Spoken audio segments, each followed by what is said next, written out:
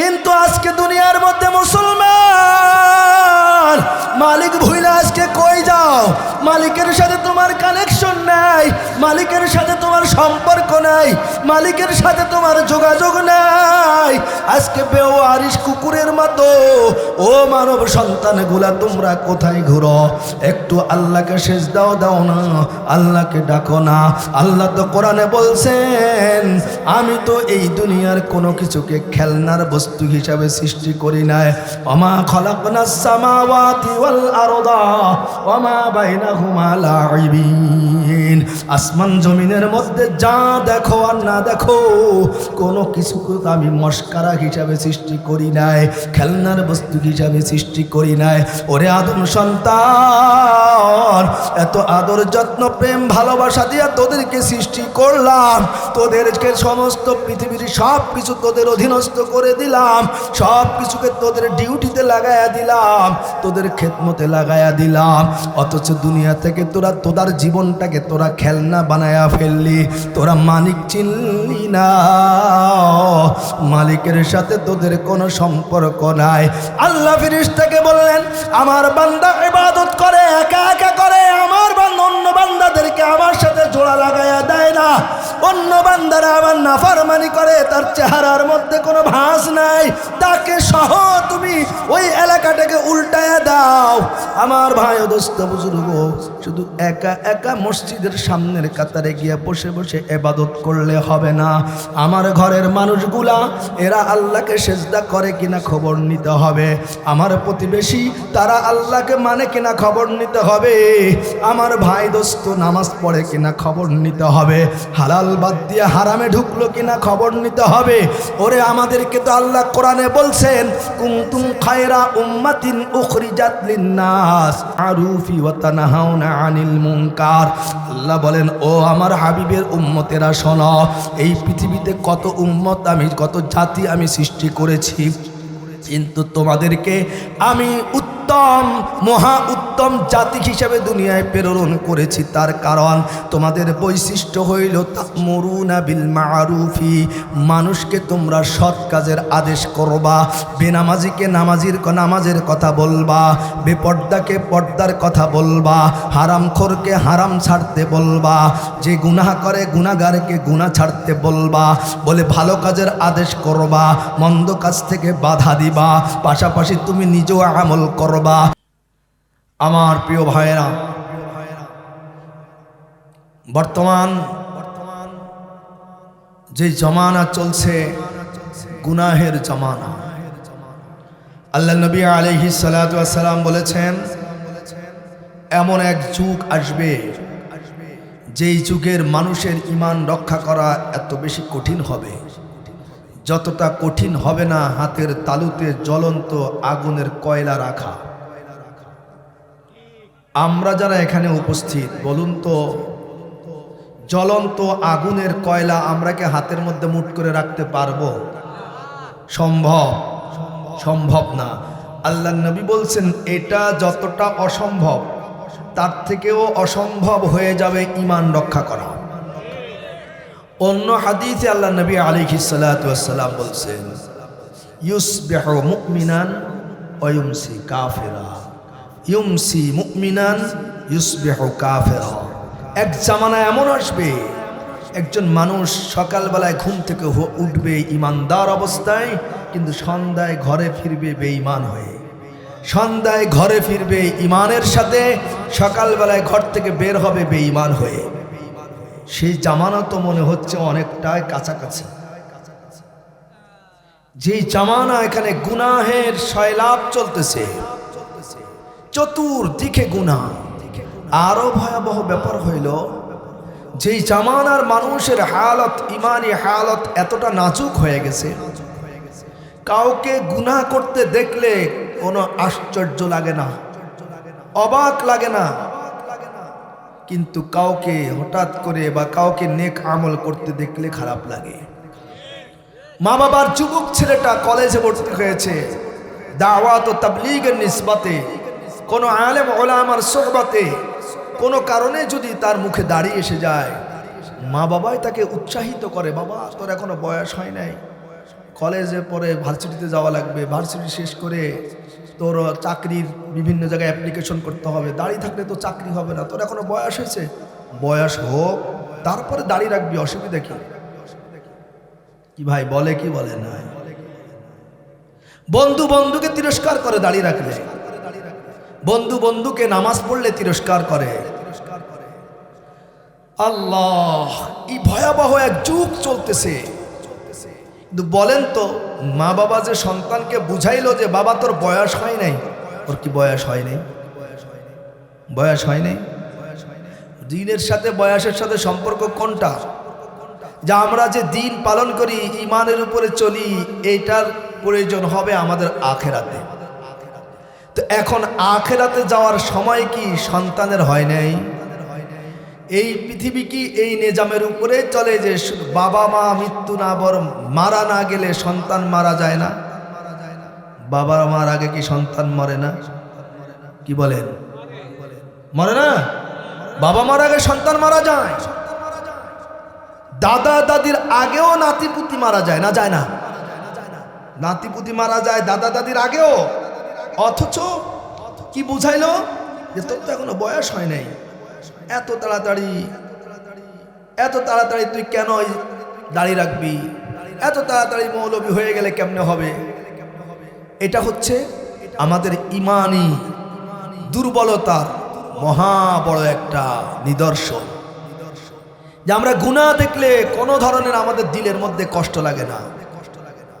আবার আরেক দল মানুষ এমন আছে যে সে তো আলহামদুলিল্লাহ নামাজ পড়ে, রোজা রাখে, সব আমল করে, কিন্তু তার ঘরের লোক, প্রতিবেশী, তার কাজের লোক, তার বন্ধু বান্ধব, যাদের সাথে তার উঠা বসা চলাফেরা, তারা নামাজ পড়ে না, রোজা রাখে না, ইসলাম কোনো বিধিবিধান মানে না, বেপর্দায় চলে, হারাম খায়, এই ব্যাপারে তার কোনো মাথা ব্যথা নেই। হাদিসে পাকের মধ্যে আসছে, আল্লাহ নবী আলাইহিস সালাতু ওয়াস সালাম ইরশাদ করেন, বনী ইসরাইলের এক মহল্লার ব্যাপারে, এক এলাকার ব্যাপারে আল্লাহর হুকুম হয়েছে। জিবরিল আলাইহিস সালাতু ওয়াস সালামকে বলছেন, তুমি যাও, গিয়ে ওই এলাকাটাকে তুমি সমূলে ধ্বংস করে দাও, উল্টায় দাও, তোমার ডানা দিয়ে তুলে উপর থেকে ছেড়ে দাও। জিবরিল আলাইহিস সালাতু ওয়াস সালাম আসলেন জমিনে এসে তিনি অনুসন্ধান করলেন, আল্লাহ তাআলা এত বেশি রাগান্বিত কেন হলেন? যেই মানুষ সৃষ্টি করার পরামর্শের ক্ষেত্রে ফেরেশতারা বলেছিল যে আল্লাহ, আতাজআলু ফিহা মান ইউফসিদু ফিহা ওয়া ইয়াসফিকুদ দিমা, এমন মানুষ, এমন জাতি আপনি সৃষ্টি করবেন যারা জমিনে গিয়ে রক্তপাত করবে, মারামারি, হানাহানি, কাটাকাটি করবে, এমন সৃষ্টিকে আপনি সৃষ্টি করতে চাচ্ছেন? আমরাই তো আপনার তাসবিহ তাহলিলের জন্য, ইবাদতের জন্য যথেষ্ট। সেই ফেরেশতাই এখন যে আল্লাহ ফেরেশতাদের এই পরামর্শের পরেও মানুষ সৃষ্টি করলেন, আর সেই মানুষকে আল্লাহ তাআলা আবার ধ্বংস করতে বললেন। আল্লাহ তাআলার নিজাম, যদি কোনো একজন মানুষ তার হায়াত যদি হয় 60 বছরের, 70 বছরের, এই 60-70 বছর হায়াতের মধ্যে বালেগ হওয়ার পর থেকে নিয়ে যদি কোনো দিনও আল্লাহকে না ডাকে, সেজদা না করে, আল্লাহর নাফরমানি করে, নাস্তিকতার মধ্যে থাকে, কিন্তু মৃত্যুর আলামত প্রকাশিত হওয়ার আগেই যদি এই লোকটা আল্লাহর কাছে তওবা করে, এই লোকটা যদি আল্লাহকে ডাক দেয়, এই লোকটা যদি আল্লাহর কাছে আত্মসমর্পণ করে, আল্লাহ পাক রব্বুল আলামিন 60-70-80 বছরের গুনাহগার বান্দাকে সাথে সাথে মাফ করে দেন। যে আল্লাহ এত দয়ালু, সেই আল্লাহ মানুষের বসতি ধ্বংস করতে বললেন, ধ্বংস করে দিতে বললেন। তিনি দেখলেন কি কারণে আল্লাহ এত ক্ষিপ্ত হলেন। ঘুরতে গিয়ে দেখেন যে একটা ইবাদতখানা, তার মধ্যে একজন বয়স্ক মুরব্বী মানুষ, চুল দাড়ি পেকে গেছে, একবারে ইবাদত করতেছে ঝুঁকে ঝুঁকে। আল্লাহর কাছে ফরিয়াদ করলেন, মাওলা হে, আপনার হুকুম আমার জন্য শিরোধার্য, আপনি যেই হুকুম দিবেন আমরা ফেরেশতা, আমাদের জন্য সেটা লঙ্ঘন করার কোনো সুযোগ নাই। ঠিক কিনা যদি বলে আল্লাহ সূরাতুত তাহরীমের 6 নম্বর আয়াতের মধ্যে বলছেন, লা ইয়াসুনাল্লাহা মা আমারাহুম ওয়া ইয়াফআলুনা মা ইউমারুন। বলে ফেরেশতা এমন এক সৃষ্টি, তারা কখনো আল্লাহর কোনো হুকুম লঙ্ঘন করে না, বরং আল্লাহ তাদেরকে যখন যা করার নির্দেশ দিয়েছেন এবং দেন তারা সেটাই অক্ষরে অক্ষরে পালন করে। সুবহানাল্লাহ। তো ফেরেশতা বলতেছেন, আল্লাহ গো, আপনার কোনো হুকুম লঙ্ঘন করার মতো দুঃসাহসিকতা আমরা দেখাইতে পারি না। আপনি আমাদেরকে যা বলেন আমরা তাই করি, আপনার হুকুমগুলো আমরা অক্ষরে অক্ষরে পালন করি। একটা প্রশ্ন, আপনার এই আদরের বান্দা বান্দিগুলা যাদেরকে এত আদর করে আপনি সৃষ্টি করলেন, এত নাফরমানি করার পরও আপনি যাদের রিজিক বন্ধ করেন না, এত নাফরমানি করার পরেও যাদের আলো বন্ধ করেন না, এত নাফরমানি সত্ত্বেও যাদের বাতাস বন্ধ করেন না, পানি বন্ধ করেন না, তাদেরকে বহাল তবিয়তে আপনি লালন পালন করেন, সেই মানব জাতিকে ধ্বংস করার জন্য নির্দেশ দিলেন। আমি গেলাম, দেখলাম এবাদতখানার মধ্যে একজন বৃদ্ধ বুজুর্গ মানুষ, সে ঝুঁকে ঝুঁকে আপনার ইবাদত করে। মাওলা গো, এই লোকটার ওসিলায়ও কি এদেরকে মাফ করা যায় না? আল্লাহ পাক রব্বুল আলামিন হুকুম দিলেন, ফেরেশতা ওই লোকটাকে সহই তুমি ওই এলাকাটাকে উল্টায়া দাও। কেননা এই লোকটা মসজিদে বসে বসে ইবাদত করে, কিন্তু তার চতুর্পাশে মানুষগুলা আমার নাফরমানি করে, আমাকে মানে না, আমাকে সেজদা করে না, আমার রিজিক খায়া আমার নাফরমানি করে, আমার নিয়ামত ভোগ করে আমার নাফরমানি করে। অথচ ফালাম ইয়াতামাআল ওয়াজহুহু, অথচ এই বুড়া ইবাদতকারীর চেহারার মধ্যে একবারও চিন্তার ভাঁজ আসলো না, কপালের মধ্যে একবারও তার ভাঁজ পড়ে নাই, চেহারাটা একবারও চিন্তার রেখা ফুটে উঠে নাই। আরে আল্লাহ এত আদর করে মায়া করে যত্ন কইরা এই আদম সন্তানগুলোকে সৃষ্টি করলেন, এরা আল্লাহকে মানে না। ওরে যদি কুকুর যদি নিজের মালিকরে ভুলে যায়, ওই কুকুর রাস্তাঘাটে যখন ঘুরে, কুকুরকে যখন মানুষে পিটায়, বাড়ি দেয়, লাথি দেয়, কুকুর ঘেউ ঘেউ করে, কোনো ব্যক্তি তখন কুকুরের পক্ষে দাঁড়ায় না, ঠিক কিনা জোরে বলে। কিন্তু যদি কারোর গৃহপালিত কুকুর হয়, যদি আদর যত্ন করে, যদি লালন পালন করা কুকুর হয়, ওই কুকুরটাকে যদি কেউ একটা লাথি দেয়, বাড়ি দেয়, কুকুর যখন ঘেউ করে উঠে, বাড়ির মালিক দৌড়ে চলে আসে, আমার কুকুরকে মারলো কে, ঠিক কিনা জোরে বলেন। কিন্তু আজকে দুনিয়ার মধ্যে মুসলমান, মালিক ভুইলা আজকে কই যাও? মালিকের সাথে তোমার কানেকশন নাই, মালিকের সাথে তোমার সম্পর্ক নাই, মালিকের সাথে তোমার যোগাযোগ নাই। আজকে বেওয়ারিশ কুকুরের মতো ও মানব সন্তানগুলা তোমরা কোথায় ঘুরো? একটু আল্লাহকে সেজদাও দাও না, আল্লাহকে ডাকো না। আল্লাহ তো কোরআনে বলছেন, আমি তো এই দুনিয়ার কোনো কিছুকে খেলনার বস্তু হিসাবে সৃষ্টি করি নাই। ওমা খলাকনাস সামাওয়াতি ওয়াল আরদা ওমা বাইনাহুমা লাইবিন। আসমান জমিনের মধ্যে যা দেখো আর না দেখো, কোনো কিছুকে আমি মস্কারা হিসাবে সৃষ্টি করি নাই, খেলনার বস্তু হিসাবে সৃষ্টি করি নাই। ওরে আদম সন্তান, এত আদর যত্ন প্রেম ভালোবাসা দিয়া তোদেরকে সৃষ্টি করলাম, তোদেরকে সমস্ত পৃথিবীর সব কিছু তোদের অধীনস্থ করে দিলাম, সব কিছুকে তোদের ডিউটিতে লাগাইয়া দিলাম, তোদের খেদমতে লাগাইয়া দিলাম। অথচ দুনিয়া থেকে তোরা তোদের জীবনটাকে তোরা খেলনা বানায়া ফেললি, তোরা মালিক চিনলি না, মালিকের সাথে তোদের কোনো সম্পর্ক নাই। আল্লাহ ফেরেশতাকে বললেন, আমার বান্দা ইবাদত করে, একা একা করে, আমার বান্দা অন্য বান্দাদেরকে আমার সাথে জোড়া লাগাইয়া দেয় না। অন্য বান্দারা আবার নাফরমানি করে, তার চেহারার মধ্যে কোনো ভাঁজ নাই, তাকে সহ তুমি ওই এলাকাটাকে উল্টায়া দাও। আমার ভাই ও দোস্ত বুজুর্গ, শুধু একা একা মসজিদের সামনের কাতারে গিয়ে বসে বসে ইবাদত করলে হবে না। আমার ঘরের মানুষগুলা এরা আল্লাহকে সেজদা করে কিনা খবর নিতে হবে। আমার প্রতিবেশী তারা আল্লাহকে মানে কিনা খবর নিতে হবে। আমার ভাই দোস্ত নামাজ পড়ে কিনা খবর নিতে হবে। হালাল বাদ দিয়ে হারামে ঢুকলো কিনা খবর নিতে হবে। ওরে আমাদেরকে তো আল্লাহ কোরআনে বলছেন, কুনতুম খায়রা উম্মাতিন উখরিজাত লিন্নাস আরুফি ওয়া তানহাউনা আনিল মুনকার।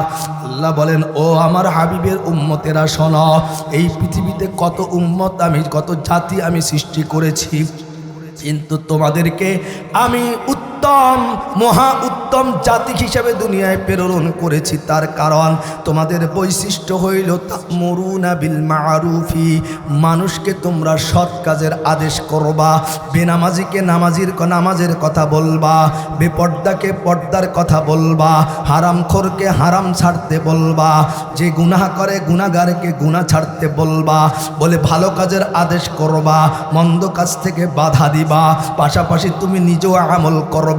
আমার ভাই দোস্ত বুজুর্গ, এর সাথে সম্পৃক্ত একটা হাদিসের ঘটনা শোনায়। আল্লাহর নবী আলাইহিস সালাতু ওয়াস সালাম বলেন, জাহান্নামের মধ্যে একজন মানুষকে নিক্ষেপ করে দেওয়া হবে। দেওয়ার সাথে সাথে এত জোরে চিৎকার করতে থাকবে, জাহান্নামের অন্য জাহান্নামীরাও সবাই জড়ো হয়ে যাবে। জড়ো হয়ে যাওয়ার পরে দেখবে ওই জাহান্নামী ব্যক্তিটা বলছেন যে হিমারুর রাহা, বুখারী শরীফের রিওয়ায়াত, হিমারুর রাহা বলছে যেন পানির চাক্কি যেমন গাধা দিয়ে ঘোরানো হয়, যেন চতুর্দিক থেকে ঘুরতে থাকে। ওই জাহান্নামের গর্তের মধ্যে ওই জাহান্নামী ব্যক্তি এইভাবে ঘুরতেছে, তার শরীর পেটের নাড়ি বুড়িগুলো সব বের হয়ে গেছে। আল্লাহ আপনি আমাদেরকে হেফাজত করেন। আল্লাহ নবী সাল্লাল্লাহু আলাইহি ওয়াসাল্লাম বলেন, জাহান্নামী অন্য মানুষগুলা তার চিৎকারের কারণে জমা হয়ে তাকে জিজ্ঞেস করে, কি হয়েছে তোমার, এই শাস্তি কেন? বলে, আমার শাস্তির কারণ হইল দুনিয়াতে আমি মানুষকে সৎ কাজের আদেশ করতাম, কিন্তু আমি আমল করতাম না। মানুষকে খারাপ কাজ থেকে বিরত থাকার কথা বলতাম, কিন্তু আমি খারাপ কাজ করতাম। অর্থাৎ সৎ কাজের আদেশ করি, নিজে আমল করে না, অসৎ কাজ থেকে অন্যকে বাধা দেয়, নিষেধ করে, নিজে অসৎ কাজ করে। বলে এই দোষে দোষী যারা হবে কিয়ামতের দিন তাদেরকে এইভাবে জাহান্নামে নিক্ষেপ করা হবে। এদের পেটের নাড়ি বুড়িগুলো ঝুলতে থাকবে, আর জাহান্নামের গর্তের মধ্যে চরকির মতো ঘুরতে থাকবে। আমার ভাই দোস্ত বুজুর্গ, এই শাস্তি কতদিন চলবে আল্লাহ ভালো জানেন কতদিন চলবে। যদি ঈমানের দৌলত বা যাররা পরিমাণও থাকে, আল্লাহ একদিন না একদিন নাজাত দিয়ে জান্নাত দিবেন। যদি ঈমান হারায়া যাও, তাহলে কিন্তু কোনো দিনও আর জাহান্নাম থেকে বের হইতে পারবে না, ঠিক কিনা? আমার ভাইরা, তো বলছিলাম যে সকালবেলায় মুমিন, সন্ধ্যাবেলায় কাফের, সন্ধ্যাবেলায় মুমিন, সকালবেলায় কাফের হয়ে যাবে। এই ভয়াবহ পরিবেশ তৈরি হবে। এইটার জন্যে নিজের ঈমানের ব্যাপারে নিজেকে খোঁজ রাখতে হবে, নিজের জবানকে নিজে হেফাজত করতে হবে। আপনি বলবেন এটা কেমনে হবে, বেঈমান হবে কেমনে? আজকালকার চার দোকানগুলো তো আপনারা দেখেন, চার দোকানে সব ধরনের কথাই হয়, কোরআনের কথাও হয়, হাদিসের কথাও হয়, দ্বীনের কথাও হয়, আবার গান বাদ্য বাজনা চেনা ব্যভিচার সবই হয়। সব মানুষের সব দোষ, সব মানুষের সব গুণ চার দোকানে আলোচনা হয়, ঠিক কিনা জোরে বলেন? চার দোকান মানে হচ্ছে এলাকার, চার দোকান অর্থ হলো এলাকার সমস্ত ভালো মন্দ তথ্য সংগ্রহের কেন্দ্রবিন্দু হচ্ছে চার দোকান, সব পাওয়া যায়। এখন যদি চায়ের দোকানে এমন কোন আলোচনা উঠে যেটা দ্বীনি বিষয়, কথার কথা, ভোটের কথাই উঠলো, একজন বলল যে ভাই এবার সবাই যে যাই করেন, কোরআনের পক্ষে সবাই ভোট দিয়েন, দ্বীনের পক্ষে ভোট দিয়েন, ইসলামের পক্ষে ভোট দিয়েন। আরেকজন বলল তোর ইসলাম, নাউজুবিল্লাহ বলেন, রাগ তোর ইসলাম, রাগ তোর দ্বীনের পক্ষে, নাউজুবিল্লাহ, এই লোকটার কি ঈমান থাকবে? থাকবে না। তাহলে সকাল তো ঘুম থেকে উঠে গেছে ঈমানদার, কিন্তু গিয়ে যখন এই কথাটা বলল তখন তার অবস্থা কি হইল? কারণ আপনি যদি কোরআনকে যদি বলেন থো, ইসলামকে যদি বলেন রাখ, তাহলে কি হইল? তার মধ্যে আমি ইসলাম মানি না। তার মানে আমার এই ক্ষেত্রে ইসলাম পিছনে রাখো, অন্যটা করি, তারপরে আবার ওযু ইস্তেঞ্জা করে ঘরে আইসা কাপড় পরার মতো ইসলাম আবার পরে নেব, এরকম? নাকি ইসলাম সবসময় রাখতে হবে? ঈমান সবসময় রাখতে হবে। আমার আপনার কারোর জানা নাই কখন মউতের ফেরেশতা আসবে। যদি আমি এমন কথা বলার সাথে সাথে আমার মৃত্যু হয়, বেঈমান হয়ে আমি কবরে যাব, আমার কোনোদিন আর নাজাত হবে না, জাহান্নামের আগুনেই জ্বলতে থাকবো। দিতে পারেন আপনি কাউকে সমর্থন, কিন্তু জবান হেফাজত করতে হবে। জবান হেফাজত করতে হবে। এমন কোন কথা জবানে উচ্চারণ করা যাবে না যেই কথার মাধ্যমে আপনার ঈমান নষ্ট হয়ে যায়। একটা কথা বলে, বর্তমান স্বাধীনতা অর্জন করা সহজ, স্বাধীনতা রক্ষা করা কঠিন। ঈমান আনা সহজ, ঈমান হেফাজত করা, রক্ষা করা বড় কঠিন। ঈমান এনেছি, এই ঈমান রক্ষা করতে হবে। কিভাবে রক্ষা করতে হবে?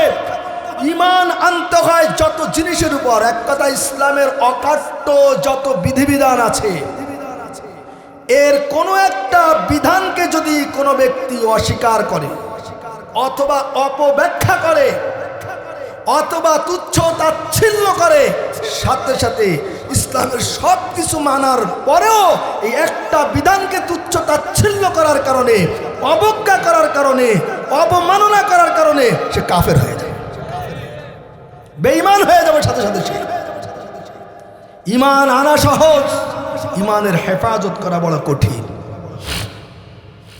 আমার ভাই, দোস্ত, বুজুর্গ, খেয়াল করবেন, হযরত আবু বকর সিদ্দিক রাদিয়াল্লাহু তাআলা আনহু একদিন রাস্তা দিয়ে হাঁটতেছেন, হঠাৎ করে কানে আওয়াজ আসলো, আহাদ আহাদ আহাদ। তিনি ফিরে গেলেন, গিয়ে দেখেন বেলাল হাবশী রাদিয়াল্লাহু তাআলা আনহুকে উমাইয়া এবং তার লোকজন উত্তপ্ত গরম বালুর উপরে চিৎ করে শোয়া, বুকের উপরে পাথর দিয়ে রাখছে।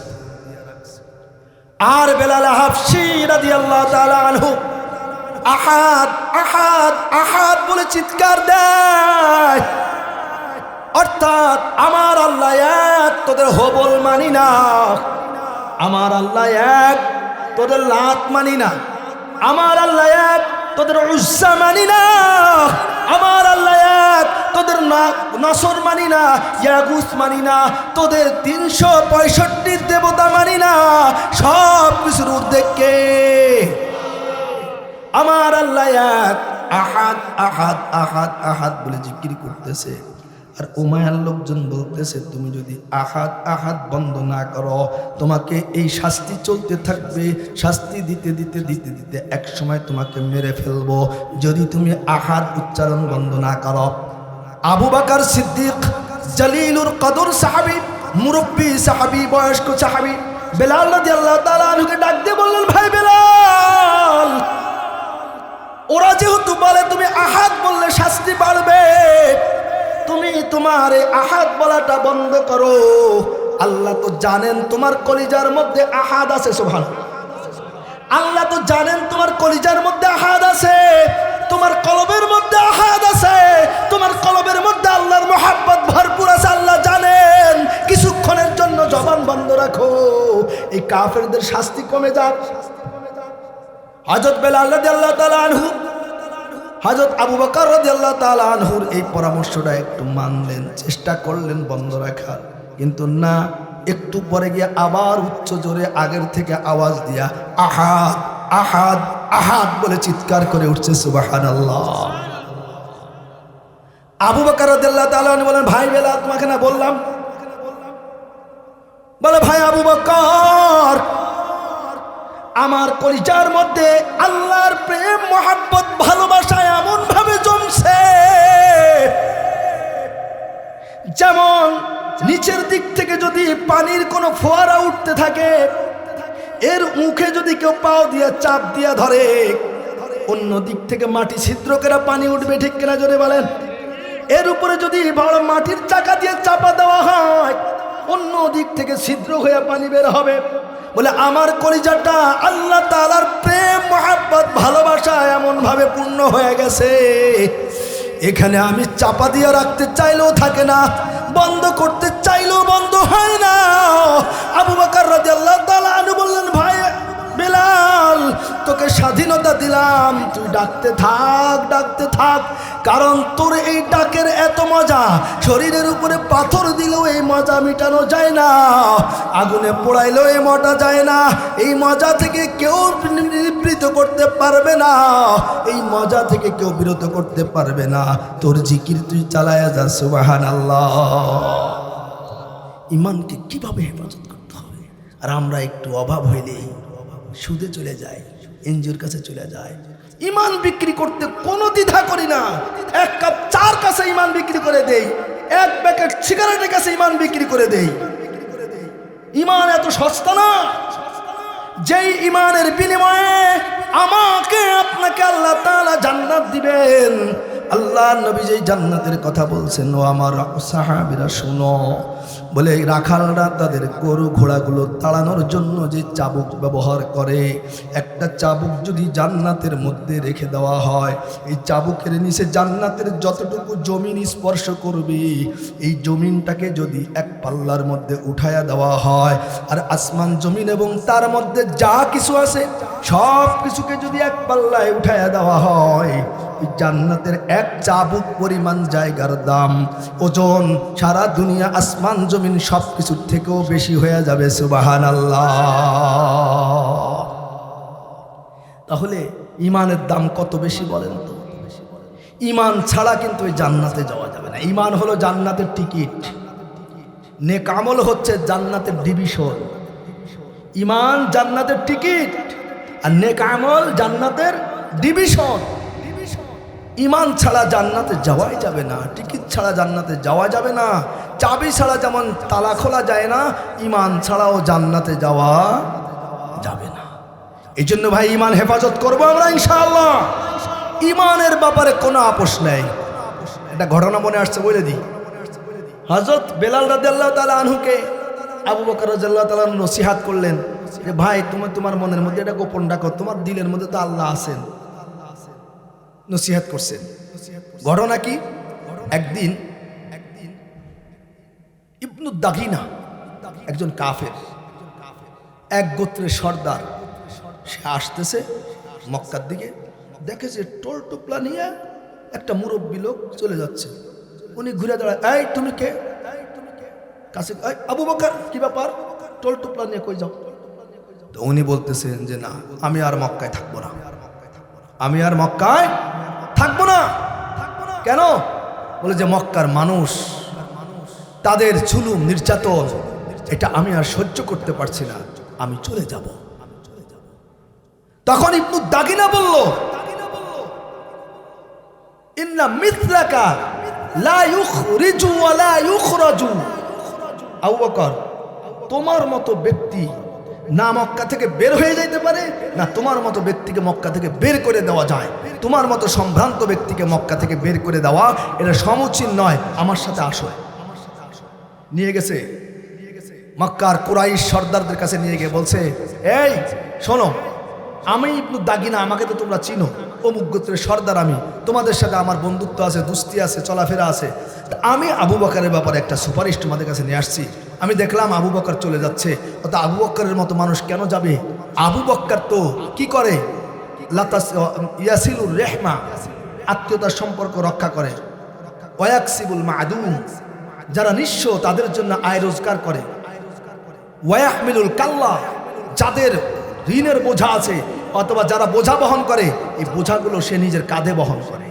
ঋণের বোঝা সে নিজের কাঁধে বহন করে, যেই কোনো বিপদ আপদে সে সহযোগিতা করে, এমন একজন, এবং মেহমানদারি করে। এত সুন্দর গুণ বিশিষ্ট একজন মানুষকে তো এই সমাজ থেকে বের করে দেওয়া যায় না। তা আমি ইবনু দাগিনা তাকে নিরাপত্তা দিলাম। যখন বলছে আমি নিরাপত্তা দিলাম, তাহলে যখন বলছে আমি দায়িত্ব দিলাম, তো কুরাইশটা বলল ঠিক আছে, তুমি যেহেতু একজন সর্দার, তাকে নিরাপত্তা দিচ্ছ, আমরা নিরাপত্তা দিব, কিন্তু শর্ত আছে। কি শর্ত? 1 নম্বর শর্ত হইল সে আল্লাহর ইবাদত করুক, কিন্তু ঘরের মধ্যে করতে হবে, বাহিরে পারবে না। ঘরের মধ্যে করবে, প্রকাশ্যে পারবে না। 2 নম্বর, সে প্রকাশ্যে কোরআন তেলাওয়াত করতে পারবে না, জোরে জোরে কোরআন তেলাওয়াত করতে পারবে না। বেশ, এতটুকু শর্ত। আর এর বাইরে সে যা করে করুক। তো আবু বকর রাদিয়াল্লাহু তাআলা চলে গেছেন। কিছুদিন পরে ওনার তো ভালো লাগে না, নামাজ কি এরকম নিরিবিরি পড়তে ভালো লাগে নাকি, কোরআন তেলাওয়াত মনে মনে করতে ভালো লাগে। উনি কি করলেন, ওনার বাড়ির আঙ্গিনায় একটা নামাজের ঘর বানাইলেন। নামাজের ঘর বানাইয়া এবার এই ঘরের মধ্যে উনি নামাজ পড়তেছেন। রাত জেগে জেগে নামাজ পড়ে, আর এত সুন্দর কোরআন তেলাওয়াত। রাজুলুন বাক্কা, হাদিসে আসছে আবু বকর রাদিয়াল্লাহু তাআলা খুব কোমল হৃদয়ের মানুষ। উনি কোরআন তেলাওয়াত শুরু করলে কাঁদতে শুরু করতেন। মক্কা মদিনায় যারা গেছেন, যখন মক্কা মদিনার ইমাম সাহেবরা যখন কোরআন শরীফ তেলাওয়াত করে, তেলাওয়াতের মধ্যে একটা পর্যায়ে কান্না শুরু করে দেন। তো উনি কোরআন তেলাওয়াত করলে কাঁদতেন।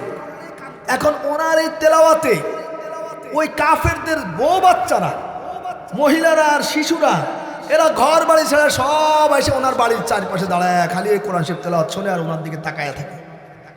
এইটা দেখা কুরাইশা ইবনু দাগিনাকে ডাকছে, ডাকে বলছে, এই মিয়া, তুমি নিরাপত্তা দিছো, অথচ সে তো শর্ত লঙ্ঘন করছে।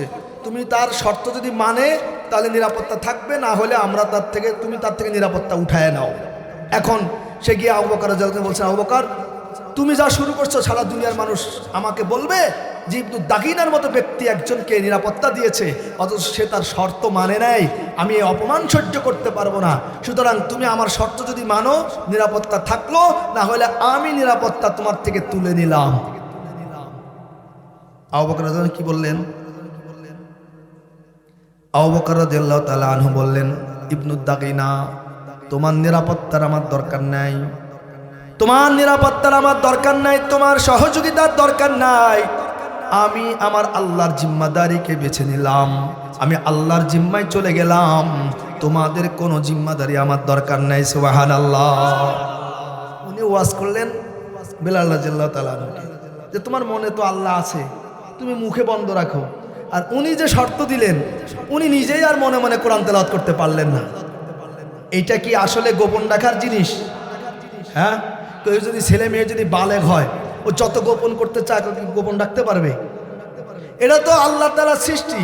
তো কলবের ভিতরে আল্লাহ তাআলা এরকম একটা জোশ তৈরি করেছেন, যার কলবের মধ্যে ঈমানের নূর আসবে, আল্লাহর মহব্বত আর ভালোবাসা তৈরি হবে, স্বাভাবিকভাবেই তার চেহারার মধ্যে দাড়ি আসবে, তার মাথার মধ্যে টুপি আসবে, গায়ের মধ্যে জামা আসবে, মসজিদে নামাজে চলে যাবে, তার কথাবার্তা নমনীয় হয়ে যাবে। এগুলো কেউ ঠেকায় রাখতে পারবে না। ঠিক কিনা জোরে বলেন। এখন যদি কেউ বলে, ভাই দাড়ির মধ্যে কি ইসলাম নাকি, টুপির মধ্যে কি ঈমান আর ইসলাম নাকি?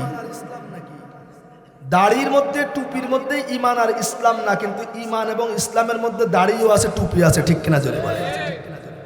আছে না? যদি দিলের মধ্যে যদি ইসলাম থাকে, তাহলে সেটার বহির্প্রকাশ অঙ্গ প্রত্যঙ্গ দ্বারা হবে।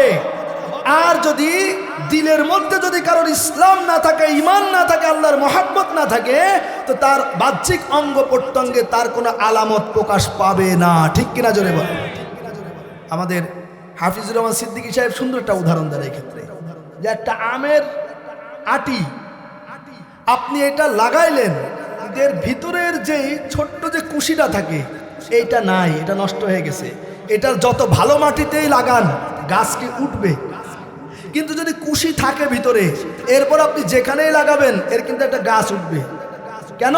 বলে ওর ভিতরে কুশি ছিল, শ্বাস ছিল, এই জন্য গাছ আসছে। ঈমানের শ্বাস যদি আপনার কলবের মধ্যে থাকে, দিলের মধ্যে থাকে, তাহলে আপনার বাহ্যিক পাতা, ফুল, পল্লব, ফল এগুলো প্রকাশ পাবেই পাবে। ঠিক কিনা চলে বলে।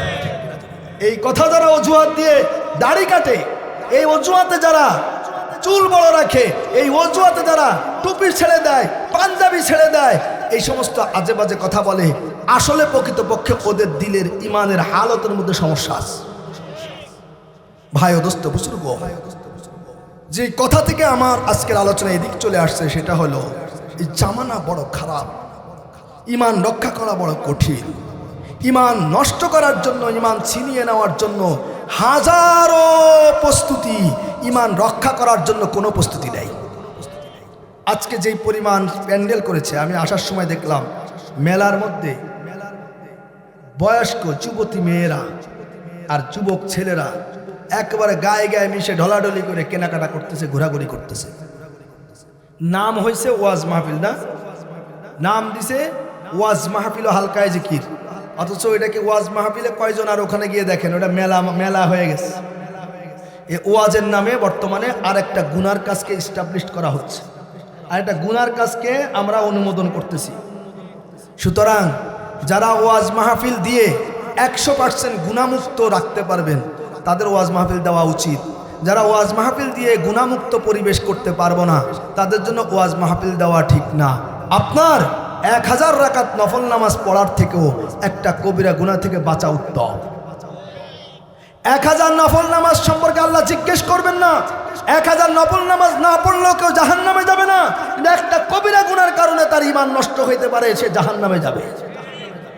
সুতরাং ওয়াজ মাহফিল যারা দিব, এই ব্যাপারে আমাদের খুব সোচ্চার সচেতন হওয়া উচিত যে ওয়াজ মাহফিলের নামে এরকম নারী পুরুষের অবাধ চলাফেরা, আর এই ওয়াজ মাহফিলের বাজারগুলোতে মেলার মধ্যে বর্তমানে লটারি হয়, জুয়া হয়। এই জুয়া, লটারি, বিভিন্ন পুতুল বিক্রি হয়, ছবি বিক্রি হয়, এগুলো হারাম। পুতুল বিক্রি করা, ছবি বিক্রি করা, ক্রয় করা, তৈরি করা, এগুলো জায়েজ না, হারাম। হাদিসের মধ্যে আসছে, বুখারী শরীফের রিওয়ায়াত, আল্লাহ নবী আলাইহিস সালাতু ওয়াস সালাম বলছেন, দুনিয়াতে যারা ছবি তৈরি করবে কিয়ামতের দিন আল্লাহ তাআলা তাদেরকে বলবেন, তুমি যা তৈরি করেছো তার মধ্যে জান দাও, জান দাও। যখন সে দিতে পারবে না তখন তার জন্য জাহান্নামের ঘোষণা হয়ে যাবে। তা আমরা ওয়াজ মাহফিলের নামে ঘরে ঘরে পুতুল ঢুকাই দিচ্ছি, ঘরে ঘরে পুতুল ঢুকে যাচ্ছে।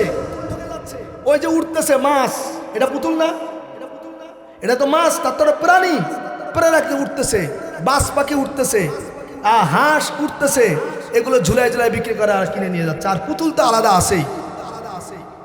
সুতরাং ওয়াজ মাহফিল কেন্দ্রিক যারা ওয়াজ মাহফিল দিব, ওয়াজ মাহফিলে যতটুকু নেকি হবে মেলার আয়োজন হলে তার থেকে বেশি গুনাহ হয়ে যাবে। সেই দিকে আমাদেরকে খেয়াল রাখতে হবে, সতর্ক থাকতে হবে। আল্লাহ তাআলা আমাদের সবাইকে তৌফিক দান করেন, বলেন আল্লাহুম্মা আমিন। আমার প্রিয় ভাইয়েরা, ঈমান নষ্ট হওয়ার এই যুগে ঈমান হেফাজতের চিন্তা করতে হবে কিনা? আমাকে তা বুঝেন নাই? ঈমান ধ্বংসের এই যুগে ঈমান রক্ষা করার জন্য চেষ্টা করা দরকার কিনা? আমরা সবাই কি চেষ্টা করবো ইনশাআল্লাহ? কে কে করবে একটু হাত উঠায় দেখায়। নারায়ে তাকবীর, নারায়ে তাকবীর। আমার ভাইয়েরা, ওই যে বললাম স্বাধীনতা রক্ষা অর্জন করা সহজ, রক্ষা করা কঠিন। কোন দেশ যখন স্বাধীন হয়, স্বাধীনতা রক্ষার জন্য ওই দেশে কি থাকে? সেনাবাহিনী তৈরি হয়, আধা সামরিক বাহিনী তৈরি হয়, আইন শৃঙ্খলা রক্ষাকারী বাহিনী তৈরি হয়। তাদের জন্যে তাদের ডিভিশন অনুযায়ী, তাদের কার্যক্রম অনুযায়ী, মিশন অনুযায়ী তাদের জন্য আবার সুযোগ সুবিধা ইত্যাদি তৈরি হয়। তাদের জন্য ছাউনি তৈরি হয়, ক্যান্টনমেন্ট তৈরি হয় ইত্যাদি, এগুলো তৈরি করতে হয়। যদি কোনো দেশে, যেমন আমাদের দেশ স্বাধীন হওয়ার পর থেকে 53 বছরে আর কোনোদিন বহিরাগত শত্রুর সাথে যুদ্ধ করতে হয় নাই, কিন্তু এই 53 বছর বয়সে আমাদের দেশের কত সেনাবাহিনী রিটায়ার্ড হয়ে গেছে, হয়েছে না? তো এই সেনাবাহিনী রিটায়ার্ড হয়ে গেছে, কোনোদিন যুদ্ধ করে নাই, কিন্তু সরকার কি একথা বলছে যে যেহেতু যুদ্ধমুদ্ধ লাগে না, তাহলে আমাকে সেনাবাহিনী সব ছুটি দিয়ে দিই, সবার চাকরি নট করে দিই, দরকার নাই, ক্যান্টনমেন্ট দরকার নাই, কোটি কোটি টাকা তাদের পিছনে ব্যয় করার দরকার নাই। বলে কেন বলে না? বরঞ্চ সব দেশে, বর্তমান বিশ্বে সব দেশে সব থেকে বেশি বাজেট দেওয়া হচ্ছে সামরিক খাতে, নিরাপত্তার খাতে। কেন? বলে যেই দেশের সামরিক বাহিনী, যেই দেশের নিরাপত্তা নিশ্চিতকারী বাহিনী যত বেশি প্রযুক্তিগতভাবে শক্তিশালী হবে, অস্ত্রে শস্ত্রে শক্তিশালী হবে, তাদের শক্তি সামর্থ্যের দিক থেকে বলিয়ান হবে, তত বেশি বহিরাগত শত্রুরা তাদেরকে ভয় করবে, ওই দেশের দিকে আর চোখ উঠায় তাকাবে না, ঠিক কিনা? সুতরাং এই দেশকে রক্ষা করার জন্য যেমন ক্যান্টনমেন্ট আছে, সেনাবাহিনী আছে, আমাদের ঈমান ও ইসলামের একটা রাজত্ব আছে। প্রত্যেক মানুষের মধ্যে ঈমানের একটা রাজত্ব আছে, ইসলামের একটা রাজত্ব আছে। এই ঈমান ও ইসলামের এই রাজত্বকেও হেফাজত করতে হবে। ঈমান ও ইসলামের রাজত্ব ধ্বংসকারী, এর চূড়ান্ত পর্যায়ে শত্রু হচ্ছে শয়তান এবং তার চেলারা। যে শয়তান এবং চেলাদের কাজ হচ্ছে ঈমানের মধ্যে সংশয় ঢুকিয়ে দেওয়া, বেদাত ঢুকিয়ে দেওয়া, শিরিক ঢুকিয়ে দেওয়া, কুফুর ঢুকিয়ে দেওয়া, সন্দেহ ঢুকিয়ে দেওয়া। এগুলোর মাধ্যমে বান্দার ঈমানকে, কারোর ঈমানকে দুর্বল করে একটা পর্যায়ে শেষ করে দেয়, কারোর ঈমানকে এক থাবাতে শেষ করে দেয়, কারোর ঈমানকে দীর্ঘমেয়াদীভাবে ছিনায় নেওয়া হয়। এটা হচ্ছে শয়তান এবং তার চেলাদের বিভিন্ন অপকৌশল, ঠিক কিনা জেনে বলে। এই শয়তানদের চেলার মধ্যে দৃশ্যমান আবার কিছু চেলা আছে, কাদিয়ানি, হিজবুত তাওহীদ, ঈসাই মানে খ্রিস্টান মিশনারি, যাদের জাল হচ্ছে সমস্ত এনজিও গুলো, প্রায় এনজিও বাংলাদেশে। এগুলো হচ্ছে আবার এই শয়তানদের চেলা, মুসলমানদের ঈমানগুলো হনন করার জন্য চেষ্টা করে। আর এই দেশের কওমি মাদ্রাসার আলেম ওলামা তালেবে ইলম, এরা হচ্ছে এই দেশের মুসলমানদের ঈমান হেফাজতের সৈনিক, ঠিক কিনা জোরে বলে। এই দেশের মুসলমানদেরকে ঈমানের ব্যাপারে সতর্ককারী, মুসলমানদের ঈমান আমলকে মজবুতকারী, মুসলমানদের ঈমান আমলের বিষয়গুলোকে ব্যাখ্যাকারী হচ্ছে এই দেশের কওমি মাদ্রাসার ওলামায়ে কেরাম। যখন ভারত উপমহাদেশকে ব্রিটিশরা দখল করে, তার আগ থেকেই ভারত উপমহাদেশের মোগল সম্রাটদেরকে এই দেশের কওমি ওলামায়ে কেরাম বারবার সতর্ক করেছেন। তারা পাত্তা দেয় নাই, যেইটার কারণে তাদেরকে 200 বছর পর্যন্ত এই দেশের মানুষের ঘাড়ে গোলামির জিনজির পরিয়ে দেওয়া হয়েছিল। আবার এই ব্রিটিশদের হাত থেকে এই দেশের জনগণকে, এই দেশের ভূখণ্ডকে উদ্ধার করার জন্য কওমি সূর্য সন্তান, কওমি ওলামায়ে কেরাম নিজেদের জীবন দিয়ে, সময় দিয়ে, মেধা দিয়ে, রক্ত দিয়ে ব্রিটিশ থেকে এই দেশকে স্বাধীন করেছেন, ঠিক কিনা জোরে বলে।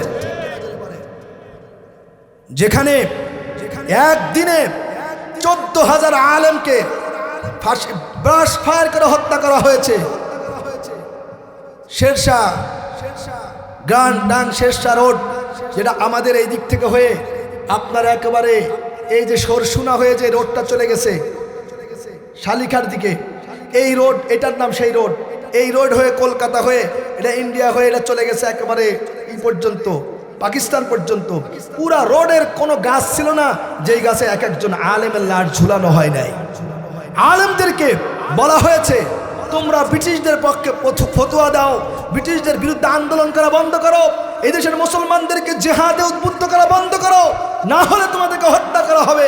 আলেমরা সুস্পষ্ট বলেছেন, জীবন দিব, ইজ্জত দিব, সব দিব, তবু এই দেশের মানুষের ঈমান ছিনিয়ে নিতে দিব না আমরা কোনোদিন।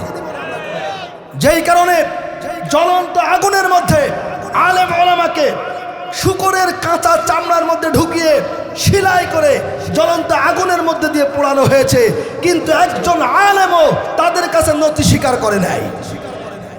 সেই মারকাজ হচ্ছে দারুল উলুম দেওবন্দ। দারুল উলুম দেওবন্দের ধারাবাহিকতা বাংলাদেশের সমস্ত কওমি মাদ্রাসা, আপনাদের এই মাদ্রাসায়ও দেওয়া আছে দারুল উলুম দেওবন্দের একটা শাখা, আলহামদুলিল্লাহ বলে। সুতরাং এই মারকাজ, এই ক্যান্টনমেন্ট আমাদের ঈমানের হেফাজতের সুতির কাগার, এটাকে হেফাজত করার জন্য আমাদেরকে সময় দিতে হবে, বুদ্ধি দিতে হবে, সন্তান দিতে হবে, সম্পদ দিতে হবে।